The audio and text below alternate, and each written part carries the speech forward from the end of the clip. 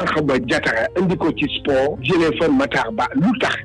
dafa simple lenn kese la Matar Ba bi muy ñëw ci sport dafa fekk sport bi divisé wu ku ci nekk xuloo bi jàppal ñaayoo ñoom ñëpp dañoo braqué woon contre état moom mu ñëw ki nga xam ne mooy Matar Ba bi mu ñëwee li mu njëkk a def xam na ne que jàngoo sport ñaar la woon mooy maanaam famille bu divisé la te famille bu ñàkk xaalis la amul xaalis jàmm ji am ci sport depuis des années et des années Matar Ba moo ko indi ci sport fexe ba jubóole gars yi léegi nag kii mu indi man ni ma ko gisee ni muy waxee bon xaw ma nag mais ay waxam ci politique ak maanaam ni muy defee man gëw ma ne que Yankhoba mii bu ñëwee ci sport bi dégg nga xanaa leen Yankhoba fexe maanaam sport bi jëm kanam ñoom ñun ñu nekk benn Matar Ba tax na jubóole boobu moo tax ba ñu am yenn résultats yi sur le plan international